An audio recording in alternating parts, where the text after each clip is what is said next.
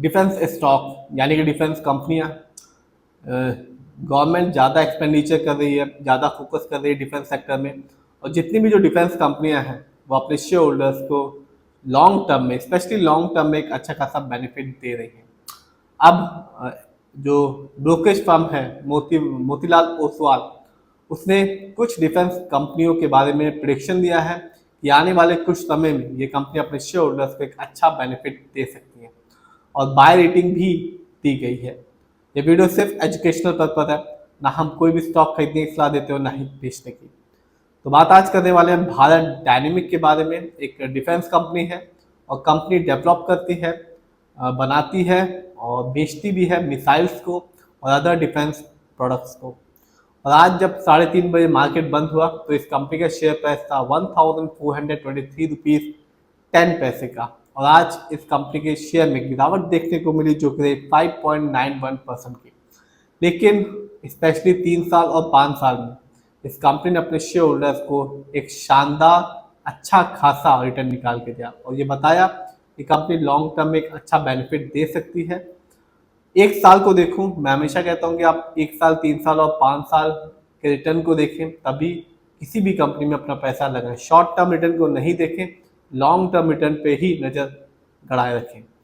1 साल की बात की जाए तो जब मार्केट डाउन था, इस कंपनी ने ना तो बहुत ज़्यादा रिटर्न दिया और ना ही अपने शेयर होल्डर्स को लॉस दिया। इस कंपनी का रिटर्न ठीक ठाक था, 16.46% का यानी कि आज से ठीक 1 साल पहले इस कंपनी का जो शेयर प्राइस था वो था 1207 रुपीज 25 पैसे का, जो आज थोड़ा सा बढ़ गया है 1423 रुपीज 10 पैसे का।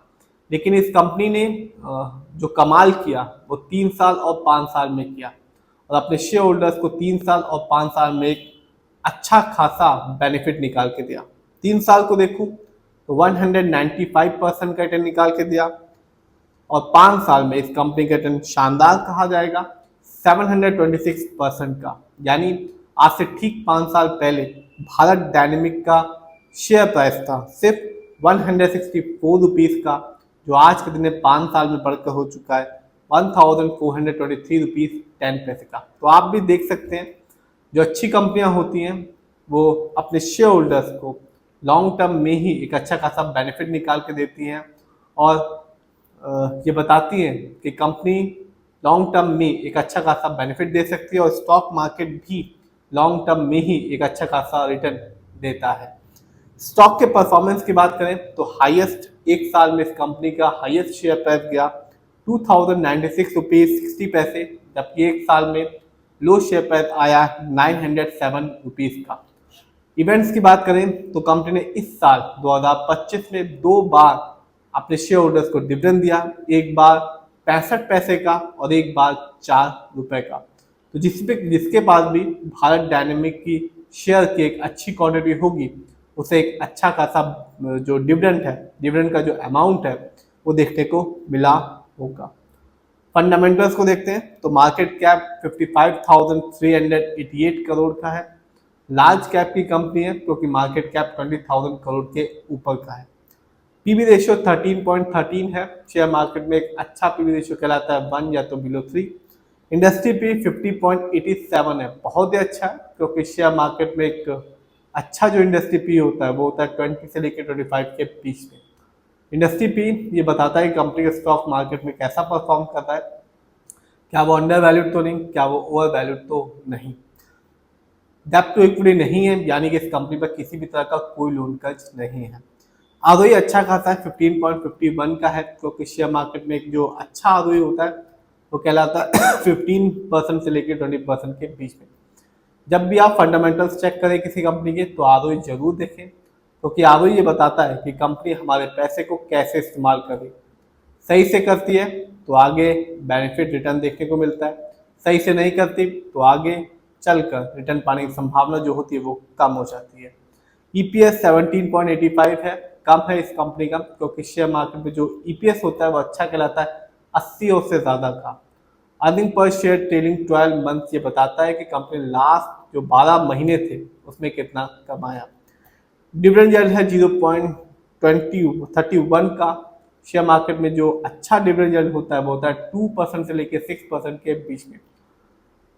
हाई डिविडेंड यील्ड ये बताता है कि कंपनी के स्टॉक को लेना चाहिए, खरीदना चाहिए और अपने पोर्टफोलियो में ऐड करना चाहिए।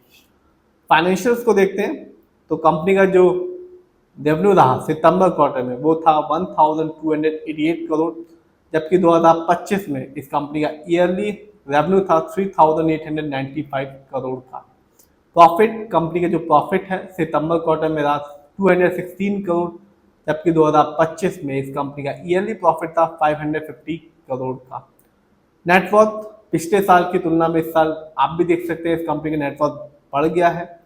इस साल इस कंपनी का नेटवर्थ रहा 4009 करोड़ का, जबकि पिछले साल इस कंपनी का नेटवर्थ था 3637 करोड़। शेयर होल्डिंग पैटर्न को देखते हैं तो साफ देखा जा सकता है कि जो प्रमोटर है उनका पैसा, विश्वास, सब कुछ इस कंपनी में लगा हुआ है, सबसे ज्यादा है। प्रमोटर की होल्डिंग है 74.93% की, जबकि रिटेलर्स यानी कि हम लोग का पैसा इस कंपनी में लगा हुआ है 11.34% का, जबकि म्यूचुअल फंड का पैसा इस कंपनी में लगा हुआ है 5.79% का। तो मेरे हिसाब से कंपनी का शेयर होल्डिंग पैटर्न अच्छा खासा है, फंडामेंटल भी अच्छा है और फाइनेंशियल भी अच्छा है, और कंपनी रिटर्न तो दे ही रही है, नए नए कॉन्ट्रैक्ट्स भी ले रही है और डिविडेंड भी दे रही है। फिर भी और जो मोतीलाल ओसवाल है ब्रोकरेज फर्म, उन्होंने भी इस कंपनी की बाय रेटिंग दी है, खरीदने की सलाह दी है, क्योंकि ये कंपनी आने वाले कुछ समय में एक अच्छा खासा बेनिफिट दे सकती है।